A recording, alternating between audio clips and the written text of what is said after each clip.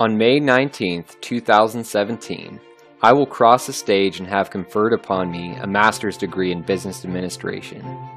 It will have taken me 1,215 days to complete from the time I first stepped into a graduate classroom, though in reality it has been a much longer journey than that. I always knew I would pursue higher education. It was something that was ingrained in me starting at a very young age. Neither of my parents had attended college, yet they knew the value of an education and knew that they wanted their son to have one. They taught me that if I worked hard enough and persevered, that I could accomplish anything that I wanted to, and so I did. I worked hard and graduated high school with honors. I made it to college and was the first in my family to do so. My parents were proud, and so was I. Having done well in high school, I thought college would be easy enough. It was as if I had somehow forgotten all the effort I had put in to get where I was, all the countless late nights of doing homework and all the studying I had done. You see, I had fallen victim to the natural talent bias. I had thought that I was smart, and that being smart would be all I needed to succeed in college. My first year of college, I made few A's and almost all B's and C's. I was shocked. How could this happen to someone who was supposed to be smart?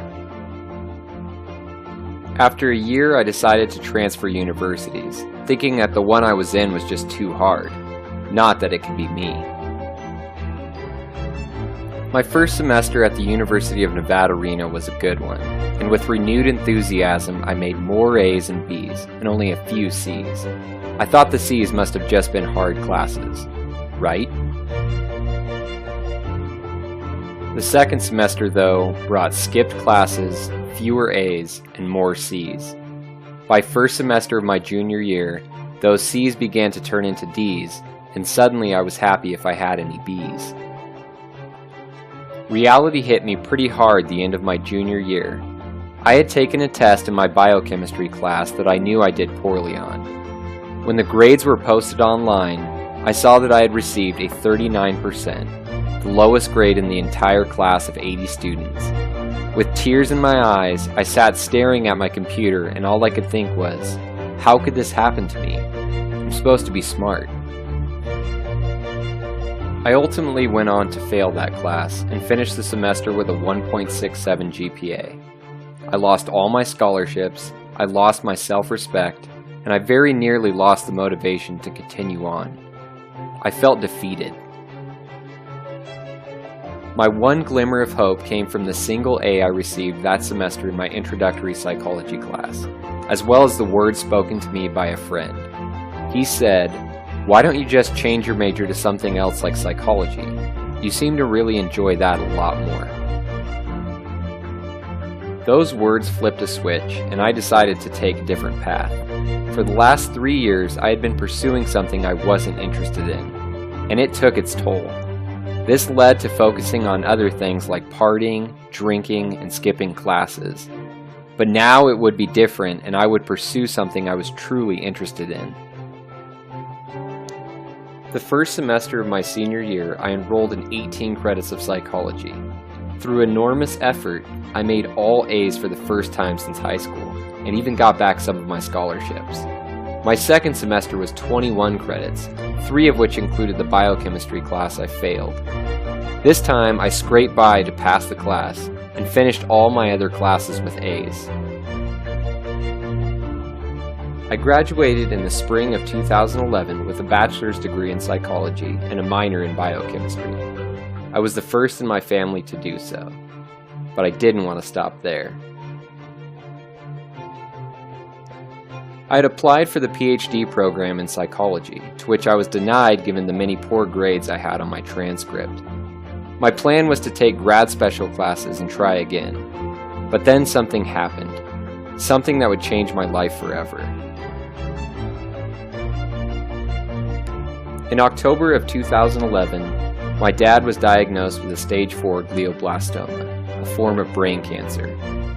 Rather than studying for tests and grad special courses, I spent every weekend driving down to see him. grad school was the last thing on my mind.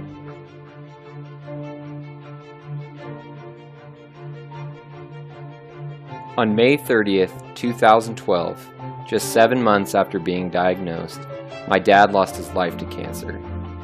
It felt like my world had been turned upside down. As it always does, life moved on, and eventually, after some time had passed, happiness found its way back. I got married and started a new career back at the university. However, just when I had thought I was content with where I was at, another obstacle came. My wife had been accepted into law school, and much to our surprise, we found out that my job would pay for her school. It was a double-edged sword though, because that meant that I would have to stay in Reno while she completed law school in Las Vegas for the next 3 years. We ultimately decided to go through with it. The first few months were hard, and I felt depressed and hopeless. I felt like all I was doing was working to pass the time while she was gone. I realized I had to make a change, and grad school began to creep into my mind once again. But like before, I fell into the talent bias trap. I told myself that because I hadn't been accepted before, that I wasn't talented enough to make it in. Had it not been for the encouragement of my wife and many other gritty people around me, I would have never have tried for grad school. I decided to pursue an MBA because I had been fascinated by organizational behavior and thought that this would be a more practical way to apply it than through psychology. However, when I talked to my advisor, he confirmed what I had feared. My GPA was too low to be admitted. He told me that if I was serious about it, I had to take grad special courses, I had to get A's in both of them, and I had to take the GMAT test and pass with at least the minimum required score. This seemed like a daunting task and I already wanted to quit, especially considering I had never taken a single business class before. But I decided to go through with it. I enrolled in the grad special courses in the spring of 2014, and I got the A's that I needed. I took the GMAT and got the score that I needed. In the fall of 2014, I was admitted as an MBA candidate, and to me, it felt like one of the biggest accomplishments of my life. It didn't stop there though. I became engulfed in what I was learning. I studied hard and made A's again and again. I ran and was elected to represent my college in the Graduate Student Council. I created a business plan and made it through to the finals of multiple competitions. I made friends from around the world. I surrounded myself in a culture of grit. I began pursuing other interests as well. I began cooking gourmet meals for myself. I began building things and tackling home projects on my own. I started photographing everything and found myself soaring in a balloon over Reno because of it. I realized I was interested in so many things, and that all I had to do was put forth the effort necessary and practice it. As my parents had once taught me, I could do anything I wanted to so long as I was willing to put forth the effort. Before I knew it, 3 years had flown by and my wife had finally finished law school. We were together again at last. No more crossing days off the calendar, no more evenings doing homework in the airport. We had followed through on our goal and had finally made it. Now here I am, just one more semester away from graduating. I know I will do whatever it takes to follow through and finish my goal.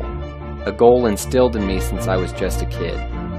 With strong interest, much practice, and a renewed sense of purpose, I will walk across that stage and I will fulfill the effort put forth over the last 1,215 days.